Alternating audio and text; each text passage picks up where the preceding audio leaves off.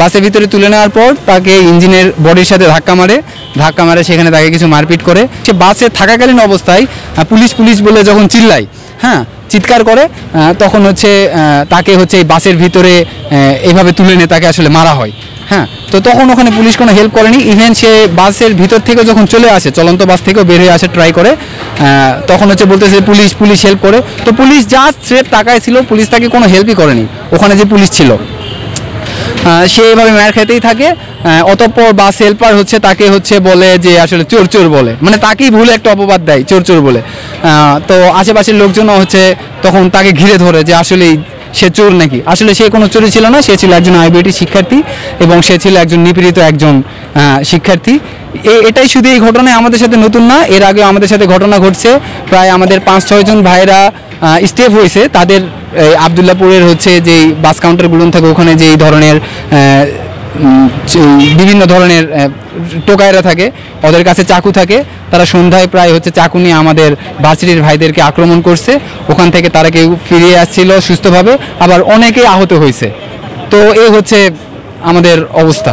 আমাদের দাবি বলতে হচ্ছে মূলত হচ্ছে যে মারছে তার হচ্ছে তাকে আমরা নিজ হাতে পেতে চাই। এটা ধামাচাপা করার কিছু নয়, আমরা ধামাচাপা করবো না। এখানে মূলত দাবিটা হচ্ছে যারা এই হামলার সাথে জড়িত, যে তাদের সুষ্ঠু বিচার এবং সুষ্ঠু তদন্তের সাপেক্ষে তাদেরকে অতি দ্রুত আইনের আওতায় এনে গ্রেফতার করতে হবে।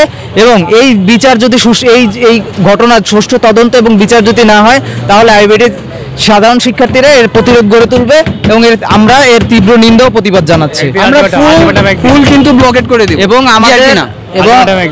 আমাদের 24 ঘন্টার একটি আলটিমেটাম দেওয়া হচ্ছে। 24 ঘন্টার মধ্যে যারা এই ঘটনায় দোষী তাদেরকে অবশ্যই আইনের আওতায় আনতে হবে, এটা আমাদের সাধারণ শিক্ষার্থীদের দাবি।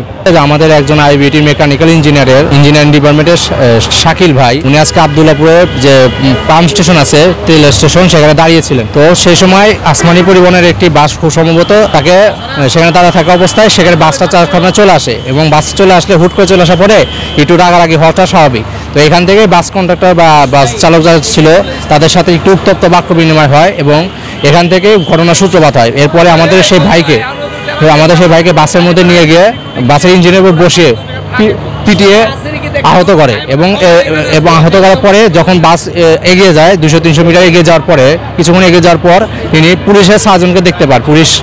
তিনি পুলিশের কাছে সাহায্য চান, কিন্তু পুলিশ তাকে সাহায্য করে না এবং সাহায্য না করলে তখন তিনি বাস থেকে লাফিয়ে পড়ার পরে তাকে ছিনতাইকারী হিসেবে বাসে অন্যান্য যারা স্টাফ যারা ছিল সবাই ডেকে এনে তাকে ছিনতাইকারী হিসেবে পিটিয়ে আহত করছে। এখন তিনি আমাদের এই আহসানিয়া মিশনে চিকিৎসাধীন অবস্থায় আছেন। বাসের স্টাফদের বিভিন্ন সময় খারাপ ব্যবহার হয়েছে, এরকম হামলার শিকার হয়েছে, এবং মেয়েদের উত্তক্ত করার ঘটনা আমরা শুনেছি, কিন্তু কোনোবারে কোনো সময় আমরা কোনো উপযুক্ত ব্যবস্থা পাইনি, যার কারণে বাসে এই ড্রাইভার স্টাফরা খুবই বেপরোয়া হয়ে যাচ্ছে, কারণ তাদের কোনো বিচার হচ্ছে না। তারা বিভিন্ন প্রভাবশালীদের ক্ষমতা এবং টাকার মাধ্যমে তারা পার পেয়ে যাচ্ছে, আইনের ফাঁক ফোকরে পার পেয়ে যাচ্ছে। আমরা এই করোনা পুনরাবৃত্তি চাই না, যার কারণে আমরা চাই এটার সুষ্ঠু তদন্ত এবং বিচার হোক। ভার্সিটিতে গাড়ি আটকাইছে, বলছে আসমানি ড্রাইভার স্টাফে আবদুল্লাপুর ওই স্টুডেন্টরা মারছে। কিভাবে মারছে, কি আশেপাশে আমরা কিছু জানি না। এখন একবার বললো যে আসমানির 3 নম্বর মূলত হয়েছে এয়ারপোর্ট, যেগুলো গাড়ি আছে এয়ারপোর্ট এভিনিউ সেইটা, আর আসমানি তো আমাদের আসমানি পরিবহনই। এখনও কনফার্ম না, আর ওনারা সিসিটিভি ফুটেজও পায় নাই, এখনও শিওর না যে কোন গাড়ি মারছে, কত নম্বর গাড়ি, কেমনি কি। আমাদেরকে চাপাইতে বলছে, আমরা সুন্দরভাবে চাপাই দিছি। এখন ওনারা তদন্ত করে বের করবে। আবদুল্লাপুর শুনছি দুপুরবেলা আরও 3-4 ঘন্টা আগে যে স্টুডেন্টরা মারা হয়েছে, কিন্তু আমাদের তো আবদুল্লাপুরে কোনো কাউন্টার নেই। ওনারা বলতেছে যে কাউন্টারের ভিতরে নিয়ে মারছে। আমাদের কোনো কাউন্টার নেই, এক মাঠ হইলো মদনপুর, আরেক মাঠ হইলো বেরিবাদ, 2টা মাঠই। আমাদের এই মাঝখানে কোনো কাউন্টার হয় না, শুধু লাইনম্যান থাকে। আবদুল্লাপুর থেকে আমরা গাড়ি টান দিই 2-4-10 মিনিট 5 মিনিট পরে।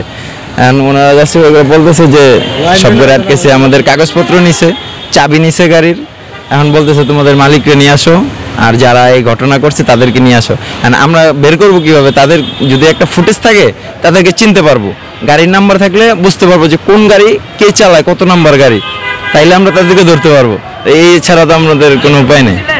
আমরা মালিককে ওপর মহলে জানানো হয়েছে, এখন ওনারা ওই যে আমাদের মালিকের একজন আসছে, ওনারা বলছে যে দেখতেছে বিষয়টা।